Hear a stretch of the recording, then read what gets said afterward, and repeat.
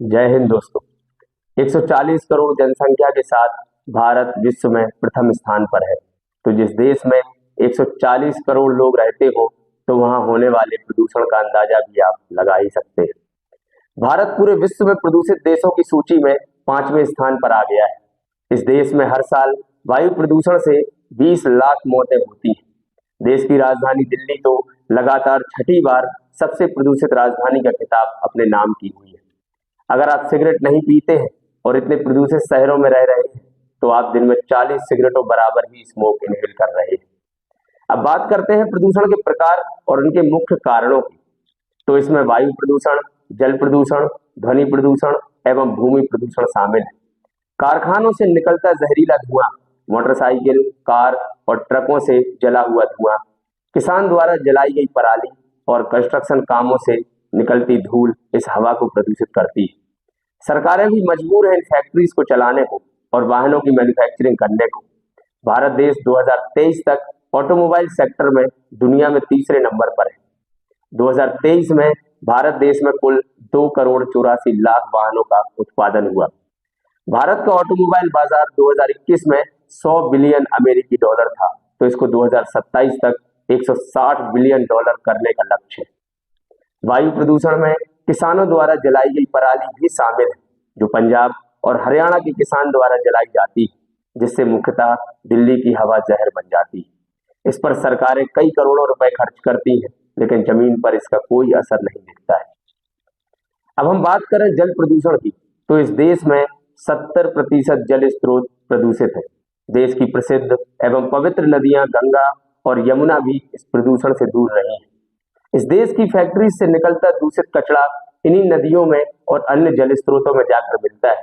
तो वहीं जल स्रोतों में देश की नालियों और सीवर का पानी भी नदियों को गंदा करता है।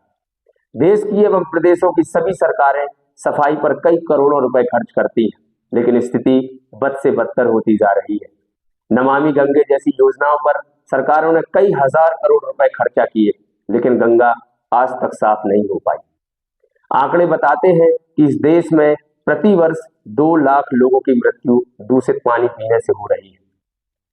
आप सोचते होंगे कि शोर शराबा कोई बड़ी प्रॉब्लम नहीं है, लेकिन क्या आपको पता है कि इस देश के बड़े और अधिक जनसंख्या वाले शहर जैसे कि दिल्ली, मुंबई सबसे अधिक ध्वनि प्रदूषित शहरों में गिने जाते हैं। ध्वनि प्रदूषण सिर्फ आपको चिड़चिड़ापन ही नहीं, बल्कि दिल से जुड़ी बीमारियां और मेंटल स्ट्रेस जैसी बीमारियां भी देती है। भारत एक कृषि प्रधान देश है और आजकल की आधुनिक कृषि पद्धतियां सिर्फ और सिर्फ केमिकल युक्त पेस्टिसाइड्स और डीएपी, यूरिया जैसे जहरीले खादों से युक्त है। और ऐसे केमिकल्स इस देश की मिट्टी को प्रदूषित कर रहे हैं और इससे उत्पादित खाद्य सामग्री हमारे शरीर के लिए जहर हो चुकी है, जिससे कैंसर जैसी जानलेवा बीमारी उत्पन्न हो रही है। भारतीय मसालों की ब्रांड एमडीएच और एवरेस्ट मसालों को सिंगापुर, हांगकांग और नेपाल जैसे देशों ने प्रतिबंधित कर दिया है, जिसमें एथिलीन ऑक्साइड जैसे हानिकारक केमिकल्स होना बताया गया है। जहां किसानों में अधिक पैदावार कर अधिक मुनाफा कमाने की होड़ है, तो वहीं इसमें इस्तेमाल हो रहे केमिकल्स इस देश की जनता के लिए खतरनाक साबित हो रहे हैं और जानलेवा बीमारियां इससे पनप रही हैं। इस देश में जहां एक और केमिकल युक्त खेती ही हो रही है, वहां सिक्किम इस देश का एक ऐसा राज्य है जहां पर 100% जैविक खेती की जाती है, जो जहरीले कीटनाशकों से मुक्त होती है, जिससे सुरक्षित भोजन के विकल्प होते हैं। अब बात करते हैं इनमें सरकार की भूमिका की। फैक्ट्रीज जो सबसे ज्यादा प्रदूषण करती हैं, उन्हें चलाने की परमिशन तो सरकारें ही देती है ना।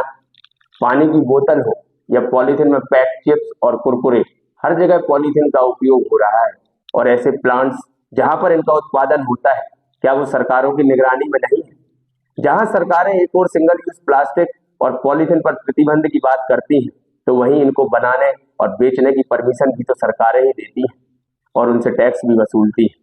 आजकल हर चीज की पैकिंग सिर्फ और सिर्फ प्लास्टिक और पॉलीथिन में ही हो रही है। दूध हो या छाछ, चिप्स हो या कुरकुरे, बिस्किट हो या मैगी, सारे खाने वाली चीजें पॉलीथिन में ही पैक होकर बिक रही हैं। तो क्या इस पॉलीथिन के ऊपर सरकार की नजरें नहीं?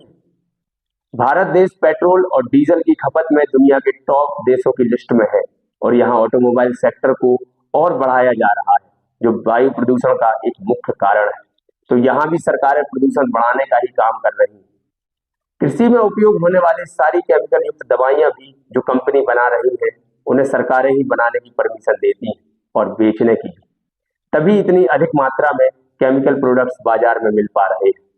अगर हम सरकार के भरोसे रहे तो इस देश में प्रदूषण इसी तरह फैला रहेगा और भविष्य में परिणाम बहुत ही गंभीर होंगे। अतः इस देश की जनता को ही आगे आना पड़ेगा और जितना हो सके इस पर ध्यान देना होगा। आपने देखा होगा जब कोरोना काल में लॉकडाउन लगा और जब ये फैक्ट्रीज और वाहन सब बंद हुए तो शहरों की एयर क्वालिटी कितनी अच्छी हो गई थी। जहां अनिवार्य ना हो तो गाड़ियों का इस्तेमाल ना करें, पब्लिक ट्रांसपोर्ट का इस्तेमाल करें, पॉलीथीन के उपयोग से बचें। किसान भाइयों से आग्रह करता हूं कि रासायनिक उत्पादों का कम से कम उपयोग करें और इस देश को प्रदूषण मुक्त बनाने में मदद करें। इस वीडियो में इतना ही। वीडियो पसंद आई हो तो वीडियो को लाइक करें और चैनल को सब्सक्राइब करें। धन्यवाद।